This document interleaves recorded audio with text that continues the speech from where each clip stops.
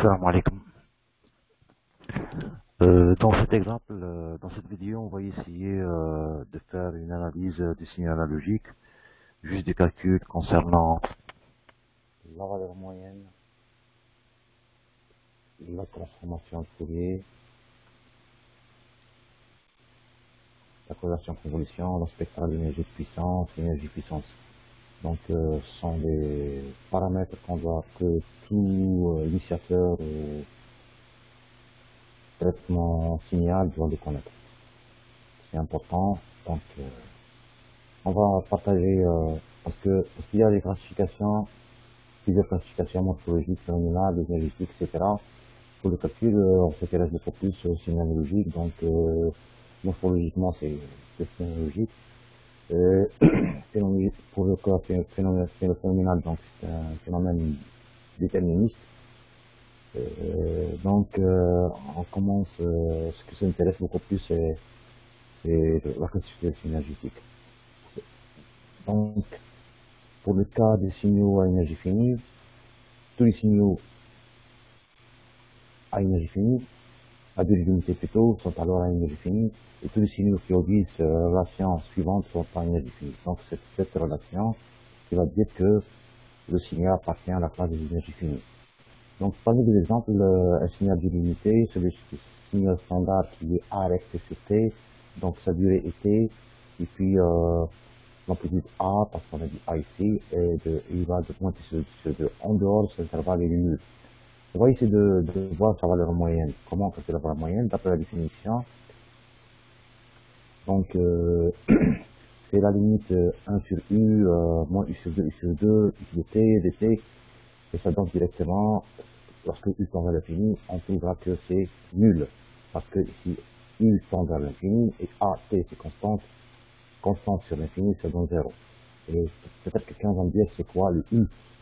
Le U, c'est une variable de calcul, donc on peut prendre ici moins U sur 2, et là aussi U sur 2, et donc notre intégrale de moins U sur 2 jusqu'à moins U sur 2 est nulle, et puis de moins U sur 2 est égal à A, et le T sur 2 c'est U sur 2 c'est aussi nul, donc on aura directement, au lieu de moins U sur 2, on aura directement l'intégrale parce qu'il est défini, elle a une valeur dans cet intervalle-là. Donc moins sur 2 sur 2 et ça donne directement 0. Donc c'est la valeur moyenne du signal qui est nul. Pour la transformation de Fourier de ce signal pour le signal à énergie finie, la formule appropriée, donc c'est simple.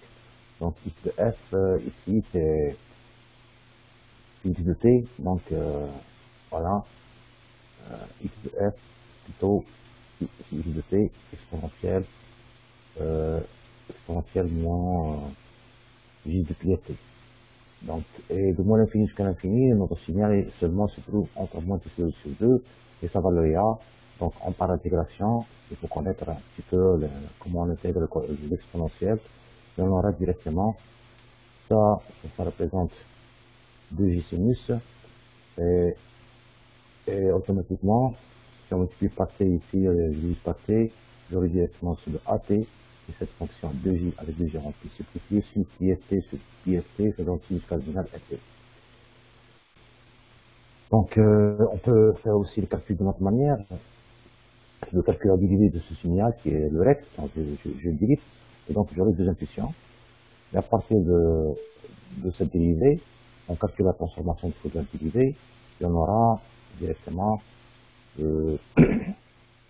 deux exponentielles, et ça donne directement un 2j sinus pi ft, avec l'amplitude A.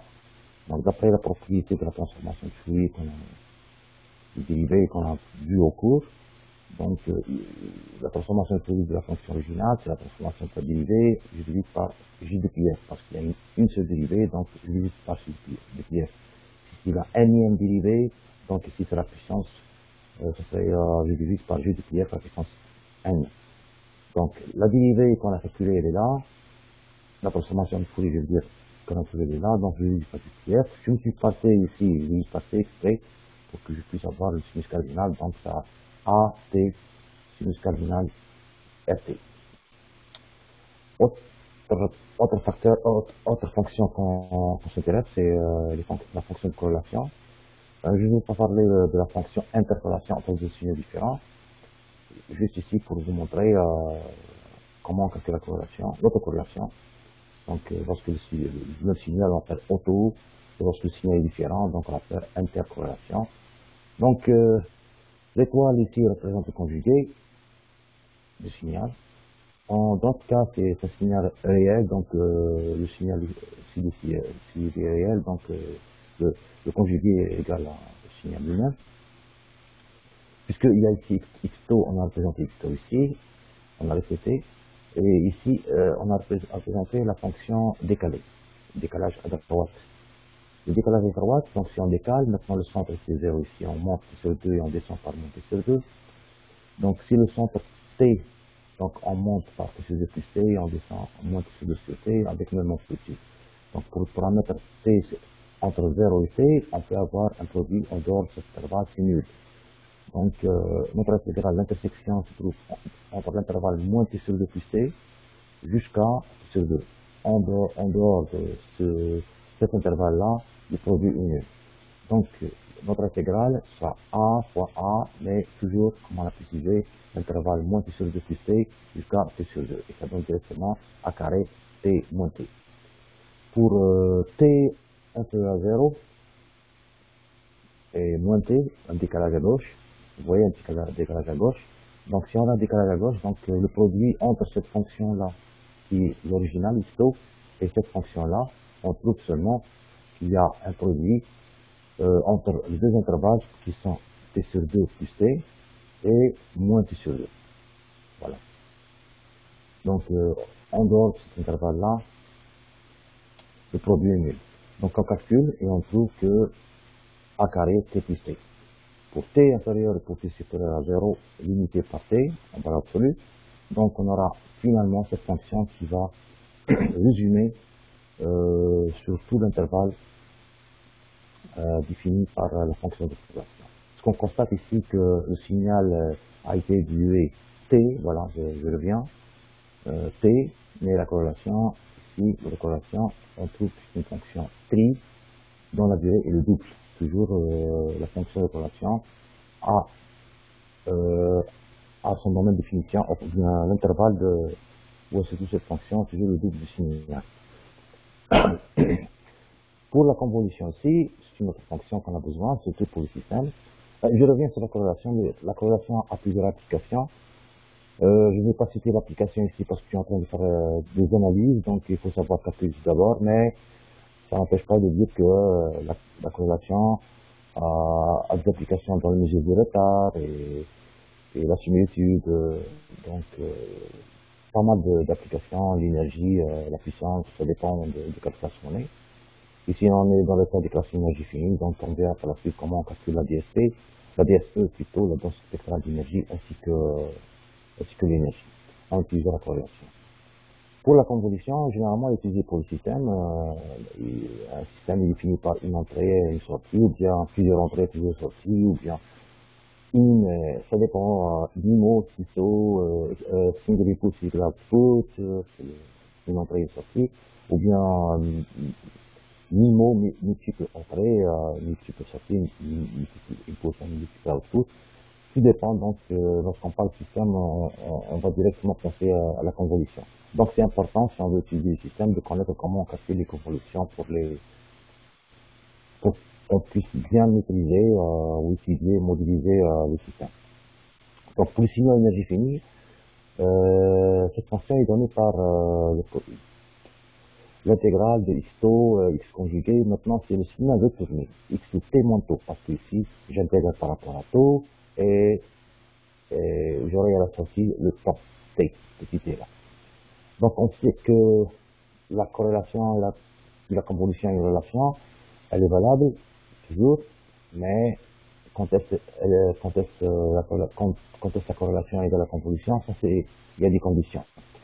Bon, lorsque le signal est pair, est réel, donc YT égale à son conjugué, pas de problème. Lorsque le signal est pair, alors YT égale à X moins T, c'est la définition. Maintenant, s'il est à la fois pair et réel, donc YT égale à X moins T et égale à X étoile moins T. Et dans ces conditions, d'après cette relation, on aura directement que Cx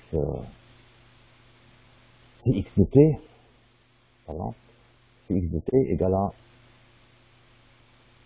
la convolution, qui égale à la corrélation. Donc, c'est pas la peine de refaire le calcul, ça se fait de la même manière, et on aura directement la convolution qui est a carré t, tri t sur t. La densité spectrale d'énergie. On dit densité spectrale d'énergie seulement lorsqu'on est dans la classe du signaux énergie finie. Et par définition, la densité spectrale d'énergie pour cette classe est la transformation de la fonction d'autocorrélation. Donc, notée par phi f, c'est la transformation de Fourier de Cx. Donc, puisque toujours le signal Cx, on peut considérer comme une fonction au signal limité, donc la définition de l'intégrale, c'est du moins l'infinité infini, c'est toujours la transformation de Fourier du signal à énergie finie. Ça reste dans la classe du signaux à énergie finie. Pour notre exemple, donc on a calculé tout d'abord, tout à l'heure, on a calculé la fonction d'autocorrélation qui est a carré t tri t sur t dt. Donc c'est le symbole, c'est le symbole de tri, mais mathématiquement on doit faire cette intégrale puisqu'on a le petit t exponent t intégré par t, donc un problème d'intégration, il s'appelle par intégration par partie, ça devient plus compliqué. Donc pourquoi pas de ne pas profiter en utilisant les propriétés de la dérivée de la transformation de Fourier. Donc, si je commence à appliquer cette propriété, donc x entre parenthèses 2, ce n'est pas une puissance ici, ça veut dire la deuxième dérivée de xf, c'est la transformation de Fourier de la deuxième dérivée du signal. Et aussi, c'est g de pi f au carré, ici c'est la puissance, et xf c'est la transformation de Fourier de xt. Donc on calcule deux fois la dérivée de la fonction de corrélation et on aura directement a carré delta de t plus t moins 2 a carré delta de t a carré plus a carré delta de t moins t. Et cette deuxième dérivée là de la fonction de corrélation est représentée dans ce graphe là. Donc vous avez une impulsion ici d'amplitude a carré, ici a carré aussi, mais ici c'est moins 2 a carré delta de t. Ce qui donne ici par la définition de la dérivée seconde de la densité spectrale d'énergie, toujours sur la transformation de Fourier de la dérivée seconde de la fonction de corrélation, par développement, par calcul de la transformation de Fourier en profitant de la transformation de Fourier de l'intuition directe, que ce soit décalé ou pas décalé, donc on aura directement ici a carré compacteur, et ça c'est concernant la transformation de Fourier de delta t plus t. Ici, c'est pour delta de t. Ici, c'est pour delta de t moins t. Et on aura directement, c'est un facteur de a moins b au carré. Donc, et ça donne directement a carré 2 fois j sur pi ft ou tout au carré. Donc, si on cherche toujours la densité spectrale d'énergie du signal, donc on revient sur la fonction primitive d'après Fourier. Donc, la densité spectrale du signal et la densité spectrale dérivée seconde divisée par G de pi f. On voit ici la densité comme un signal, donc en profitant de la propriété de la transformation du Fourier des dérivés. Donc c'est le carré ici, j'applique, je remplace la valeur de cette fonction, on aura directement, je vais utiliser partie carré et carré juste pour profiter de sinus cardinal. Si j'induis cet carré ici, j'aurai pi ft au carré, ici du pi ft au carré, le 2j au carré simplifié plus j carré. Donc le petit carré ici reste avec le a carré, et ça donne le sinus cardinal ft. A carré t carré, sinus cardinal ft. Pour le calcul d'énergie, il y a plusieurs méthodes de calcul, soit dans le domaine temporel d'après la définition de l'énergie finie, on calcule cette intégrale. Et on trouve que le moyen finit plus infini, donc le signal se trouve dans l'intervalle moins t sur 2, a fois x fois x ça donne a carré, donc a carré de t, cette intégrale-là donne directement a carré t. Ou bien, si deuxième méthode de calcul, on peut utiliser la fonction de corrélation à l'origine, et on aura directement a carré t tri 0 sur t, et on sait que tri à l'origine égale à 1, donc directement on aura a carré t. Donc c'est la même chose, c'est l'énergie, donc soit par la définition temporelle, ou bien par la fonction de corrélation. Troisième aussi méthode de calcul, c'est de travailler dans le domaine spectral. Trouver l'énergie à partir de sa densité spectrale d'énergie. Donc, sommer dans la, sommer la, la surface qui se trouve dans la densité et on aura directement l'énergie. Donc, ici, on a calculé tout à l'heure la densité, c'est A carré T carré sinus cardinal carré, et ça c'est, on fait faire sortir ce A carré T carré parce qu'on ne dépend pas de la fréquence. Et cette fonction-là, on sait que l'intégrale de cette fonction donne n 1 sur t. 1 sur t. Donc A carré T carré fois 1 sur t, ça donne A carré t. Et on voit que maintenant que l'égalité Parseval est bien vérifiée parce que ici représente c'est la densité, et ça c'est l'intégrale de la densité, ça c'est l'énergie. Donc pour le cas du signe à puissance moyenne infiniment nulle, il y a d'autres techniques pour le calcul. Donc on doit choisir un exemple pour qu'on puisse comprendre comment on calcule la valeur moyenne et tous les paramètres Fourier, densité et tout ça. Donc, si je prends un exemple pour bien assimiler, donc A cos du pi F0 t, avec T0 égale à 1 sur F0, c'est la période du signal, bien sûr. Donc, pour calculer la valeur moyenne, la formule est, il suffit de calculer cette valeur sur une période, donc puisque c'est périodique, donc tout ce qu'on trouve, ça se répète, et ça donne la valeur moyenne du signal. Donc, dans ce cas, c'est un cosinus du pi F0 t, T0 et 1 sur T0 c'est F0, ou bien F0 de là. On peut remplacer ici, c'est la même chose, donc on a défini ici que T0 est de 1 sur 0, donc juste pour garder la définition du signal.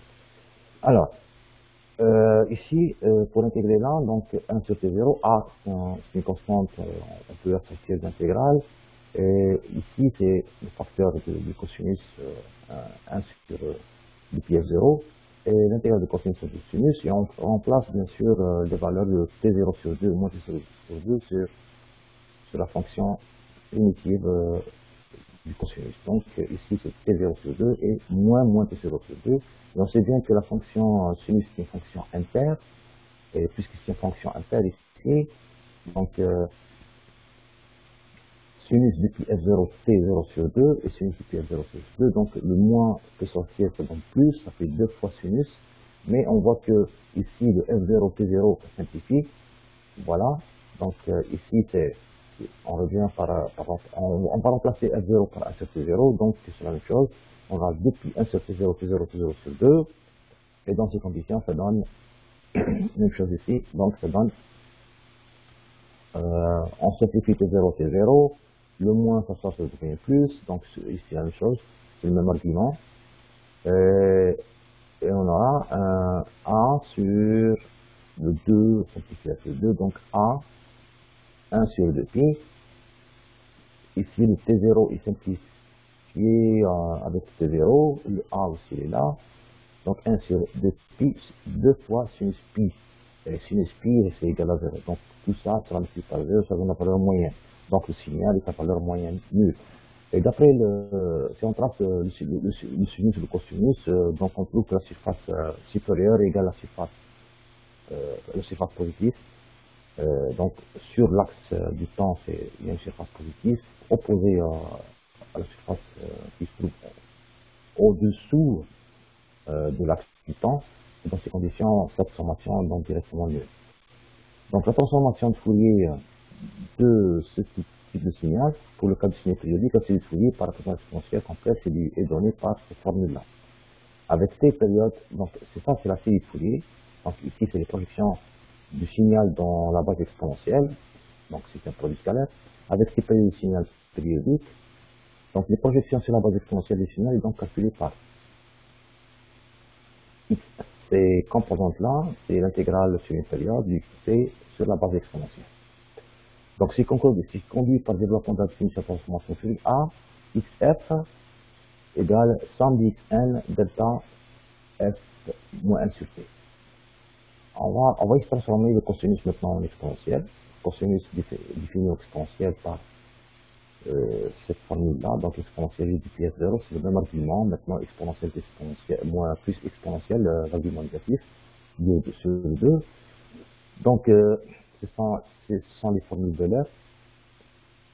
Il faut les connaître parce que c'est très important ici. Le cosinus, sinus, l'exponentielle, toutes ces fonctions sont vraiment utiles dans le calcul de l'électronicien, ou bien du technicien. Donc, en appliquant la propriété de transformation, la définition de transformation de Fourier, ça représente le cosinus.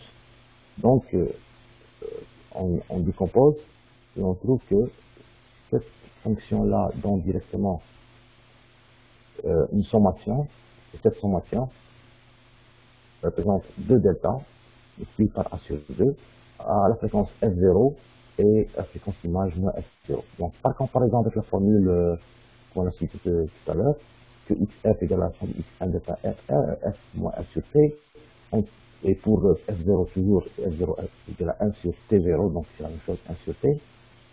Donc, ici, on trouve A sur 2 delta f moins 1 sur t0 et delta f plus 1 sur t0. Si je vois ici moins 1 sur t0, ça veut dire que x égale à 1, et ça donne le x1 A sur 2, et ici c'est moins 1 sur t0, donc ici le n égale à moins 1, et on aura x moins 1 A sur 2. Ici, dans ce cas particulier, que x moins 1 égale à x1, c'est une propriété seulement valable pour le cosinus, c'est pas toujours vrai. Des fois, on trouve que l'un est opposé de l'autre, comme le cas du sinus. Si vous voulez développer, donc vous allez trouver que x-1 et x1 sont opposés. Donc ici, si je veux représenter xf, on trouve deux distributions, comme cité ici par la formule. Donc les A sur 2 à la fréquence f0 et son image moins f0. Pour la corrélation maintenant, pour le signaux périodique, l'autocorrélation est définie par, dans le domaine temporel, on calcule ça sur une période, ou bien par les composants spectrales. Donc, vous pouvez travailler dans le temps, ou bien par les composants spectrales définis par cette formule. X1, ce sont toujours les projections du signal périodique sur la base exponentielle. Pour notre exemple, on a une fréquence. Donc, on a une fréquence F0 et son image moins F0. Donc, on dit une seule fréquence, pas deux fréquences. Donc, chez X, d'après cette formule, on a à son X n moins 1 au carré, moins 1, donc on remplace n par moins 1, et x1, on remplace, je précise, par n égale à 1. Donc on aura a carré sur 4, exponentielle, plus a carré sur 4, l'autre exponentielle aussi. Donc, et puisque exponentielle de jx moins exponentielle moins jx, c'est plutôt la somme d'exponentielle jx moins jx, ça donne 2 cos x. Donc x ici représente depuis f0t ou bien depuis sur t0t. Donc on aura directement a carré sur 4, 2 cos depuis t sur t0. Par simplification 4 et 2, on aura a carré sur 2 cos depuis t f0 bien f0t.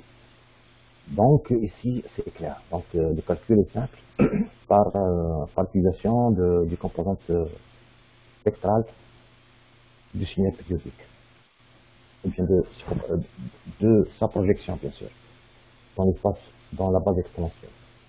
Maintenant pour la convolution, ici, on a le signal qui est pair et réel. En revenant sur la définition, la relation qui existe entre corrélation et convolution, si le signal réel est pair, ça veut dire que la corrélation égale à convolution. On a déjà calculé la corrélation, c'est pas la peine de répéter parce que c'est la même opération. Pour la bande spectrale de puissance, ici, on parle de puissance parce que, tout simplement, on est dans la classe des signaux à puissance moins infiniment nulle.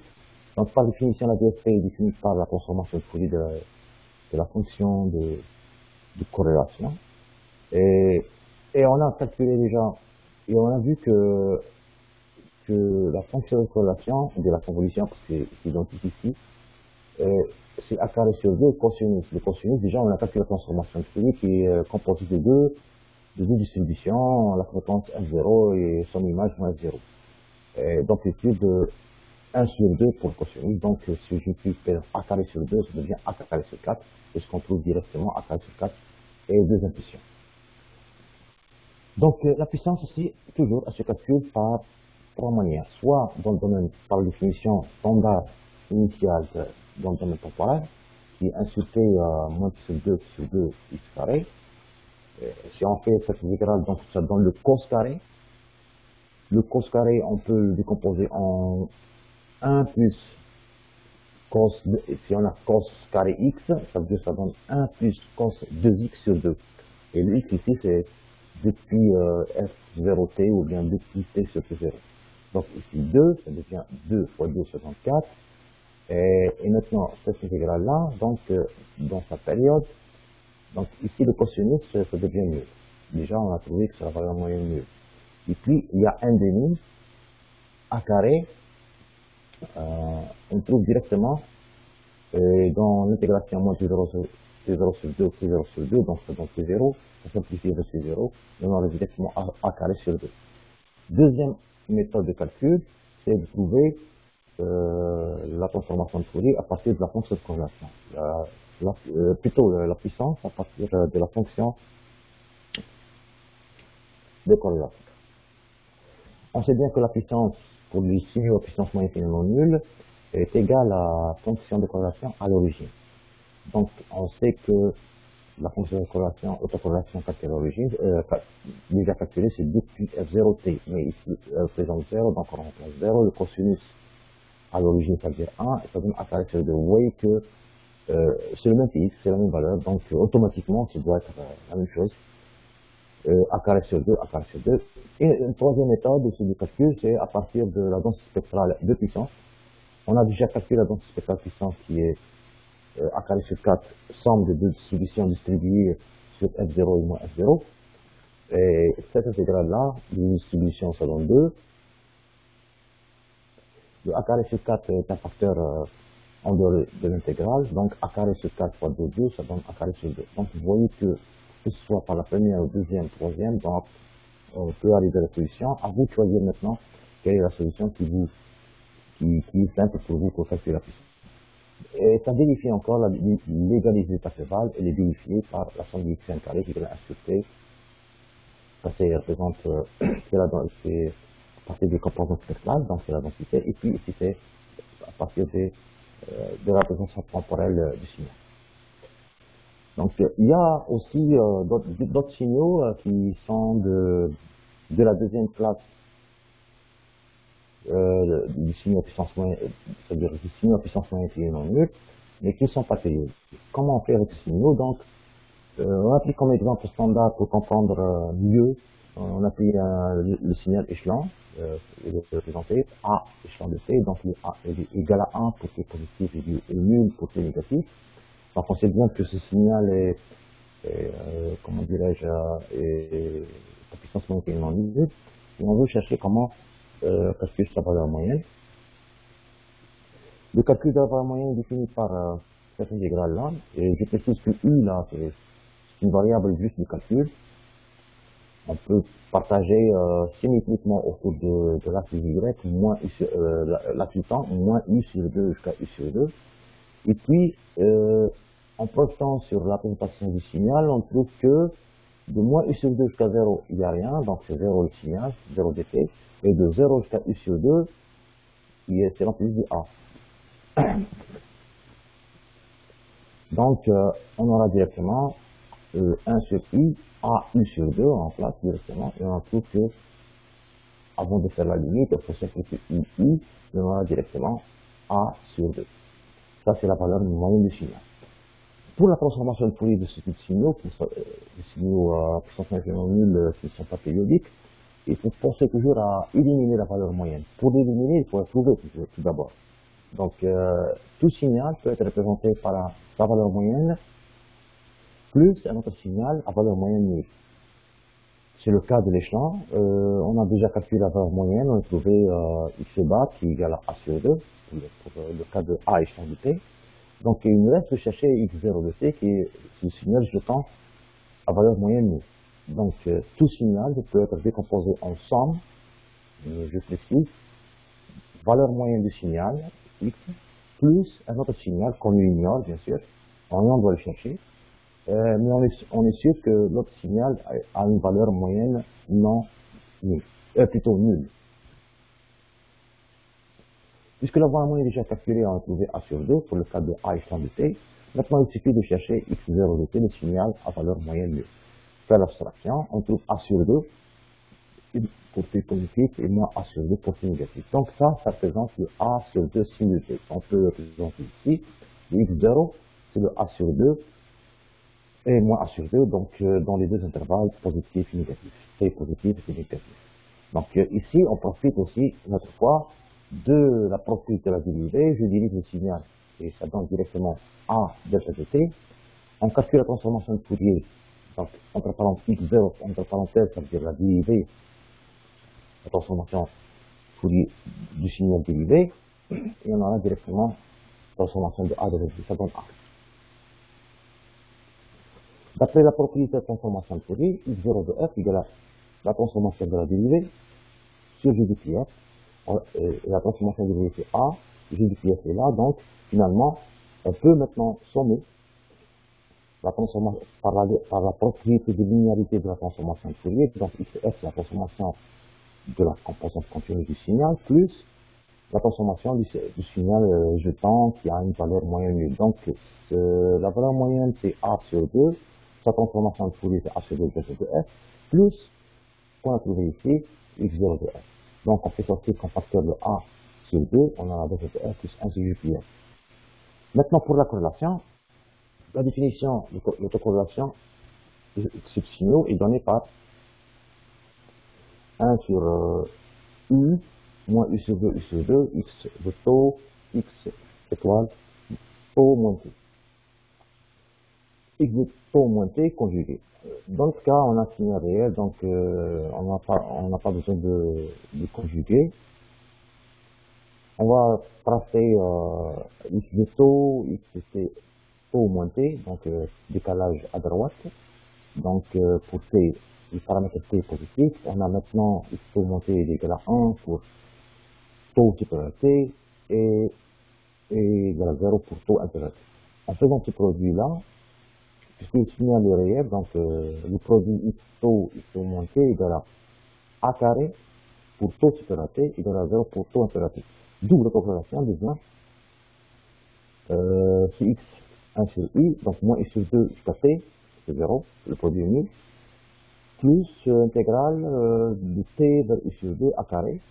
Et en faisant cette sommation et l'intégrale et la limite, on trouve que ça donne directement ici, limite ici, U comme 1 sur U, A carré U sur 2 moins T. Donc, par décomposition, U simplifie à U, ça donne A carré sur 2, et l'autre c'est A carré T sur U, et U c'est l'infini, donc c'est 0. Donc, finalement, on trouve A carré sur 2. Pour un déplacement négatif, maintenant le signal, le paramètre T de déplacement est négatif, on trouve que le produit se trouve seulement pour le cas 0 jusqu'à U sur 2, ou bien lorsque U sur 2 tend vers l'infini, c'est-à-dire l'infini. Donc le produit se trouve seulement pour taux supérieur à 0. Ah, c'est ça. Donc l'autocorrélation devient par la même définition de moins U sur 2 0 de taux et 0 U sur 2 A carré de taux.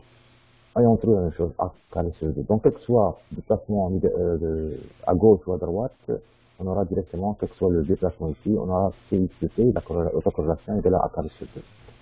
Pour la convolution, ici, c'est pas comme les deux exemples précédents, parce que les deux exemples précédents, on a pris des signaux pairs. Donc, lorsqu'il s'agit des signaux pairs, la corrélation est de la convolution.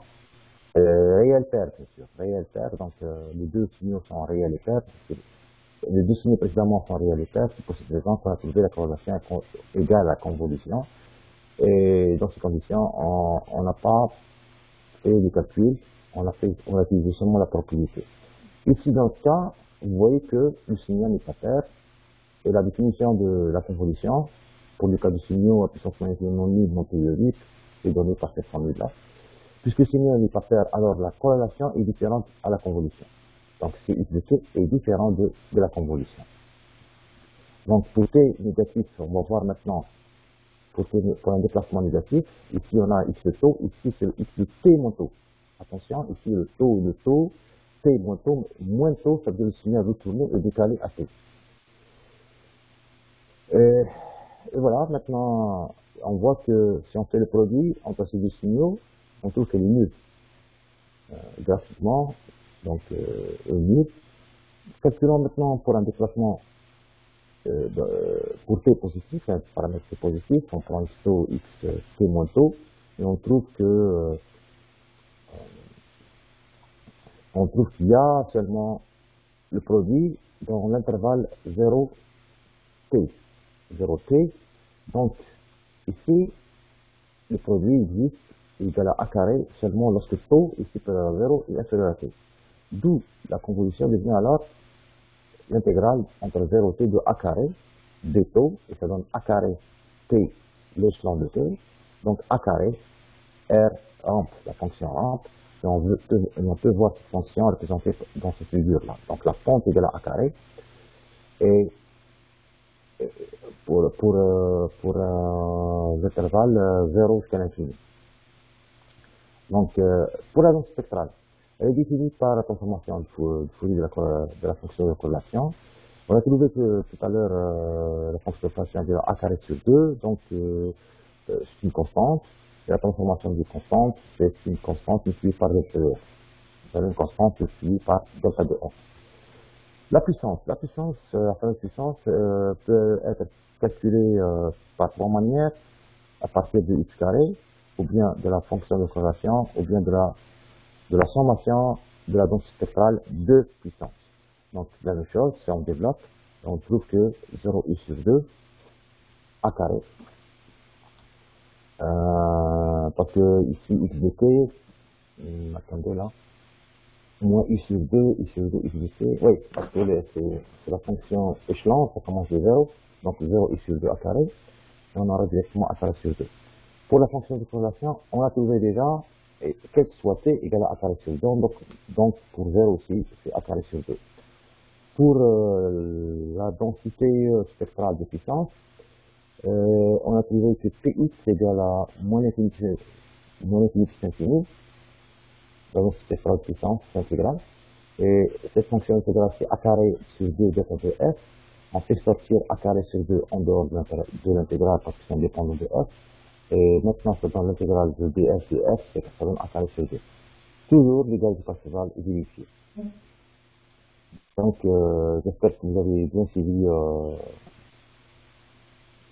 pour les trois cas, signaux énergie finie, durée limitée, signaux paires, donc corrélation avec la convolution, et pour les signaux périodiques, donc en utilisant la propriété de la projection,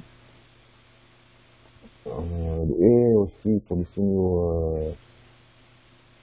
applications généralement qui ne sont pas périodiques, et surtout attention, lorsqu'on parle de convolution corrélation, une chose est importante, c'est pas la peine de refaire les calculs lorsqu'il s'agit d'un signal pair, parce que pair est réel, donc la corrélation est égale à la convolution. Eh bien, j'espère que j'ai bien transmis l'information. Je ne sais pas si vous avez des questions ou des remarques, donc vous pouvez m'envoyer sur mon mail si vous avez des questions ou quelque chose comme ça. Et voilà, et merci pour votre attention et salam alaikum.